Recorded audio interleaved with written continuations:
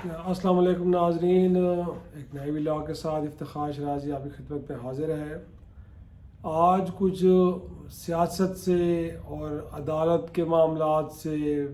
ہٹ کے کچھ بات کریں گے، اور وہ بات کریں گے پاکستان کی معیشت کی۔ اور شاید آپ کی نظر سے گزری ہو یا نہ گزری ہو، لیکن اس وقت جو عالمی مالیاتی ادارے ہیں، بالخصوص IMF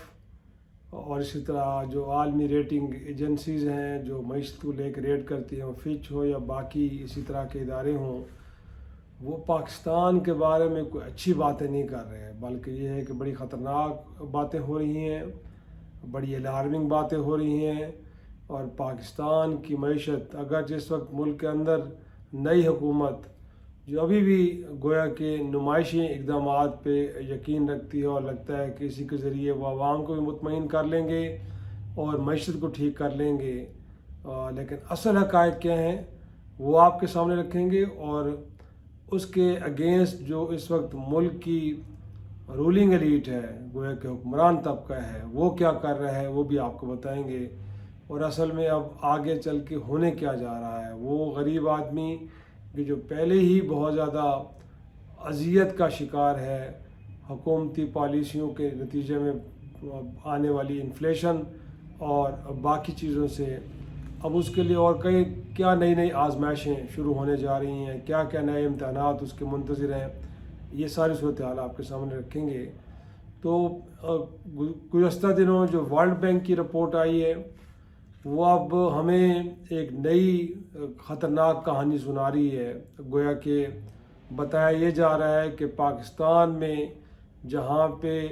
9 کروڑ 80 لاکھ افراد پہلے ہی غربت کی لکیر سے نیچے زندگی گزار رہے ہیں، اب اس میں کوئی 1 کروڑ مزید افراد کا اضافہ ہو جائے گا۔ اگلے 1 سال کے اندر مزید 1 کروڑ افراد غربت کی لکیر سے نیچے چلے جائیں گے، اور غربت کی لکیر سے نیچے رہنے والوں کی اگر ڈیفینیشن عالمی سطح پہ دیکھی جائے جو معیشت کے لوگ کرتے ہیں،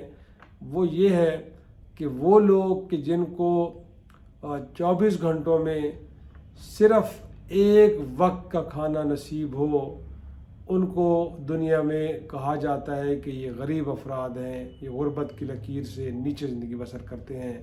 تو ان کی تعداد پاکستان میں آنے والے 1 سال کے بعد کوئی 10 کروڑ 80 لاکھ ہو جائے گی۔ گویا کہ ہم کہہ سکتے ہیں کہ پاکستان کی کم و بیش جو نصف آبادی ہے، 50% لوگ اب غربت کی لکیر سے نیچے زندگی کو بسر کریں گے، اور اس کی جو وجوہات ظاہر سی بات ہے وہ بتائی گئی ہیں، وہ یہی ہے کہ ملک کے اندر جو اکنامک انڈیکیٹرز ہیں، جو اشاریے ہیں، وہ کوئی زیادہ بہتر نہیں ہیں، اور پچھلے کچھ عرصے میں ان میں کسی قسم کی کوئی بہتری دیکھنے کو نہیں مل رہی۔ تو ابھی بھی کہا جا رہا ہے، اگرچہ ہمیں اب حکومتی لوگ یہ نوید سناتے ہیں کہ جی گروتھ ریٹ بہتر ہو جائے گا، 3.5 پروجیکٹ کیا جا رہا ہے کہ جی ہماری معیشت 3.5% کی شرح سے ترقی کرے گی، لیکن یہ ورلڈ بینک بتا رہا ہے کہ آنے والے 1 سال میں یہ شرح نمو صرف 1.8% رہے گی، اور اس سے اگلے سال بھی 2.6% رہے گی، اس سے زیادہ آگے نہیں بڑھ پائے گی۔ اور رہ گیا معاملہ غریب کا، تو رپورٹ میں بتایا گیا ہے کہ غریب جو پہلے ہی غربت کی چکی میں پس رہا ہے، اب اس کے لیے نئی آزمائشیں ہیں۔ گویا کہ حکومت وقت نے وہ IMF کی شرائط ہوں یا پیسے جمع کرنے ہوں، اپنے وسائل کو خود بہتر کرنا ہو، جس کے نتیجے میں بجلی اور گیس کی قیمتوں میں کئی 100 گنا اضافہ کر دیا گیا ہے۔ پیٹرولیم پروڈکٹ کی قیمتوں میں ہر ماہ یا ہر 15 ماہ بعد آپ کو نظر آ رہا ہے، بیچ میں کچھ ٹھہراؤ آیا تھا لیکن اب 10 روپے فی لیٹر کے حساب سے اضافہ ہو رہا ہے۔ تو اس سے بھی اب کہا یہ جا رہا ہے کہ غریب آدمی کے لیے زندہ رہنا مشکل اور دوبھر ہو جائے گا، اور اس سے وہ کہا جا رہا ہے کہ پہلے ہی لوگ غربت کی چکی میں پھنس رہے ہیں، اب آنے والے وقت میں جو ان پہ مزید مالی دباؤ پڑے گا، اس کے نتیجے میں ہوگا کیا؟ وہ ملک کہ جس میں 3 کروڑ بچے ناظرین پہلے ہی اسکول سے باہر ہیں، ان کو تعلیم کی سہولت میسر نہیں ہے، اب اس غربت کے باعث لوگ اپنے بچوں کو تعلیمی اداروں سے نکالیں گے. یہ میں نہیں کہہ رہا، یہ ورلڈ بینک کی رپورٹ کہہ رہی ہے کہ لوگ اب کیا کریں گے، کیونکہ انہوں نے اپنے وہ کہتے ہیں نا کہ سانس کا یہ ایک جو جسم کا تعلق بحال رکھنے کے لیے پھر وہ زندہ رہنے کو ترجیح دیں گے، اور تعلیم جیسی جو بنیادی ایک طرح سے ضرورت ہے اس کو بھی سیکریفائز کر دیں گے. تو یہ تعداد اور زیادہ بڑھ جائے گی جب اور زیادہ لوگ بچے اسکولوں سے باہر آئیں گے. غذائی قلت کے بارے میں کہا گیا ہے، بالخصوص خیبر پختونخوا اور سندھ کے وہ اضلاع جو پچھلے بدترین سیلابوں سے متاثر ہوئے ہیں، وہاں پہ فوڈ سیکیورٹی کے بڑے مسائل پیدا ہو رہے ہیں. وہاں پہ لوگوں کے پاس کھانے کے لیے روٹی نہیں ہے. یہ بتایا گیا 43 اضلاع ایسے ہیں کہ جہاں پہ یہ بڑا شدید پرابلم ہے. اگرچہ ہمارے حکمران بیرون ملک دورے کرتے رہے، پی ڈی ایم کی سرکار میں کہا گیا کہ جب ہم دنیا سے کہہ رہے ہیں کہ پاکستان کی مدد کریں، فرانس میں جا کے ہم نے کانفرنس کی، ان پلیجز کے نتیجے میں $1 بھی پاکستان کو ابھی تک نہیں مل پایا، اور یہاں بڑے شادیانے بجائے گئے، ڈنکے بجائے گئے کہ جی ہم نے بڑا کمال کر دیا ہے. زر مبادلہ کے ذخائر، گویا کہ یہ ورلڈ بینک کہہ رہا ہے کہ وہ بھی جو ہم نے دوست ممالک سے ادھار لے کے ان کو مینٹین کیا ہوا ہے، وہ ہماری 1 ماہ کی امپورٹ کا بل پورا کرنے کے بھی قابل نہیں ہے. اتنے ہیں کہ اگر ہم نے کوئی امپورٹ کرنا ہے جس میں آئل پروڈکٹس ہیں، پیٹرولیم پروڈکٹس ہیں، کچھ اور چیزیں اسی طرح کی ہیں، را میٹیریل میڈیسن کا یا باقی مشینری، تو اگر کرنا چاہیں تو 1 ماہ کا امپورٹ بل پورا کرنے کے لیے زر مبادلے کے ذخائر ہمارے پاس نہیں ہے.